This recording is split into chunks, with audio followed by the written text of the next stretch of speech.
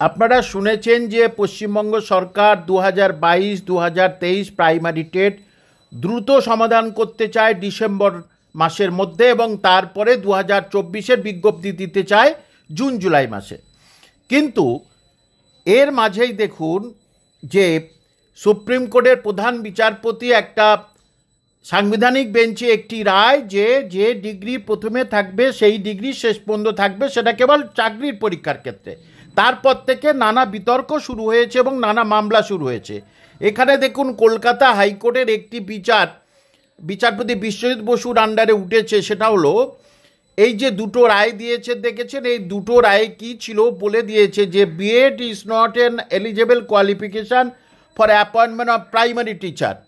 এটা 2023-এর দুটোই মামলা, পরপর দুটো কনজিকিউটিভ মামলা, এবং ঠিক একইভাবে এনআইওএস ওডিএল মোডে এরা বসতে পারবে না। তখনই কিন্তু বিএডরা এবং ডিএলএড যারা ছিল তারা কিন্তু আবার ফের ডিএলএড ডিগ্রি করতে শুরু করলো। এটা আপনারা জানেন, তারা শুরু করলো এবং অনেকে শেষের দিকে এসেছে। প্রায় তারা যারা ডিএলএড ডিগ্রি মানে বিএড যারা ছিল এবং যারা ডিএলএড এনআইওএস ছিল, এই রায়ের পরে তারা কিন্তু আবার চলে আসলো যে সরাসরিভাবে তারা ডিএলএড করার জন্য, এবং তারা করতে শুরু করে দিল 2022 থেকে 24, অনেকের কমপ্লিটের কাছাকাছি এসে গেছে।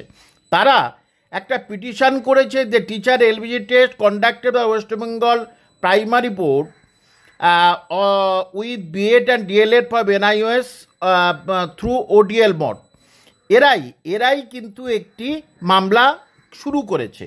তারা মামলাতে কি বলেছে দেখুন, the petitioner are claiming that they are possessing 2 years regular diploma in elementary education from the board and are praying their eligibility to get appointment as primary teacher to be tested on basis of their said diploma।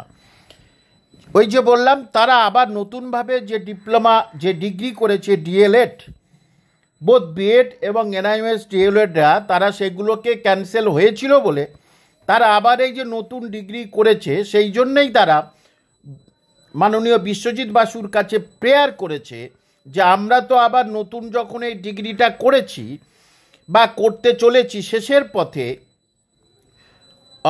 এই যে দে are also processing, মানে তারা করছে 2 বছরের degree প্রথমে আছে, দে আর processing, তারা 2 বছরের ডিগ্রি করছে, তাহলে তাদেরকে কেন 2022-এর ইন্টারভিউয়ে হাজির হতে দেয়া হবে না, বা তাদেরকে কেন 2022-এর যে টেটের তাদের ইন্টারভিউয়ে কল করা হবে না যদি তারা মেরিট লিস্টে চলে আসে। এবং দ্য বোর্ড ইজ ডাইরেক্টে দেখুন বলে দিয়েছে, এটা বোর্ডকে বলে দিয়েছে আপনি দ্রুত কিন্তু এটার একটা এফিডেভিট আকারে জমা দেবেন, এবং এটা কম্বাইন্ড মান্থলি লিস্টে আসবে কবে, ডিসেম্বর 24। তাই বললাম ডিসেম্বর 24-এর মাঝামাঝি ছাড়া ওই দিন যদি কেসটাকে ফয়সালা করে দেয়, তাহলে কিন্তু সঙ্গে সঙ্গে প্রাইমারি বোর্ড বিজ্ঞপ্তি দিয়ে দেবে। তবে শুনছি যে প্রাইমারি বোর্ড বিজ্ঞপ্তি দিয়ে দিতে পারে, তার আগে বলে দিতে পারে যে আপনাদের ভাগ্য নির্ভর করছে কেসের উপরে, যেটা প্রাইমারিতে যখন যারা বিএড এবং ডিএলএড এনআইওএসরা বসেছিল তখন তাদের বলে দিয়েছিল যে তোমাদের ভাগ্য নির্ভর করছে কিন্তু সুপ্রিম কোর্টের রায়ের উপরে। আর ঠিক সেই একইভাবেই সারা পশ্চিমবঙ্গে একটা উত্তেজনা সৃষ্টি হয়ে গেছে সারা ভারতবর্ষে। তাহলে কি আমরা বসতে পারবো না? দেখুন, অনেক যারা বিএড যারা ডিএলএড আছেন, ডিগ্রি করেছেন, যারা প্রাইমারিতে বসেছেন, তারা অনেকেই অসন্তুষ্ট হচ্ছেন যে দেখুন আমি কেন বিএডদের সাপোর্টে বলছি, কেন এনআইএসদের সাপোর্টে বলছি, যে কোর্টের যে এই যে রায়, এইটা নিয়েই আমি বলছি।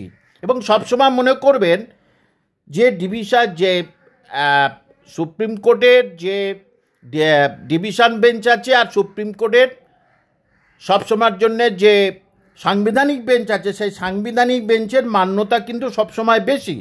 সুতরাং শেষ পর্যন্ত কি হয় সেটাই আমাদের এখন দেখার। এই ডিএলএড এবং বিএড এই যে বিতর্ক নিয়ে আমি পরপর কয়েকটা ভিডিও দিয়েছি, এবং যেহেতু এখানে আমি কমেন্ট সেকশন করিনি, তার কারণ কত উত্তর দেবো। যারা মনে করছে যে কেউ কিছু ফালতু কথা বলবে, সেই জন্য আমি এখানে কমেন্ট সেকশন করছি না। যাদের চরিত্র খারাপ, যাদের নিজেদের চরিত্র খারাপ, যাদের হচ্ছে ফ্যামিলি চরিত্র খারাপ, তারা এরকম কথা বলে। কারণ নিন্দুকদের স্বভাব নিন্দা করা, আমার স্বভাব কাজ করে যাওয়া। এই যেমন কিছুদিন আগে এই ডিএলএড বিএড নিয়ে দিচ্ছি, একটি ডিএলএডের এক মানে মহিলা, সে ফেসবুকে একদিন লিখলো যে আপনি শুধু বিএডদের হয়েই বলছেন কেন, তার মানে আপনি এইটাকে বেশি করছেন, তার মানে এটাই ইউটিউবে যাতে আপনার পয়সা বেশি ইনকাম হয় সেই জন্য আপনি করছেন।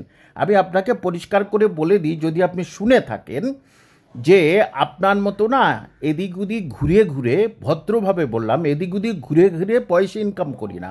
আমি কামাল হোসেন একজন স্কুলের শিক্ষক, উচ্চ মাধ্যমিক স্কুলের শিক্ষক, লিভে আছি, সরকার লিভে নিয়ে এসছে, এবং বই লিখি আর অসংখ্য ছেলে মেয়েকে পড়াই। সুতরাং পয়সার দিক থেকে আমার কোনো চিন্তা নেই। আপনি চিন্তা করুন কি করে পড়াশোনাটা করবেন আর কি করে এদিক ওদিক না ঘুরে সঠিকভাবে পয়সাটা ইনকাম করবেন। আমি যেভাবে চলি সেটা সঠিক এবং সঠিক পদ্ধতি মেনে চলি।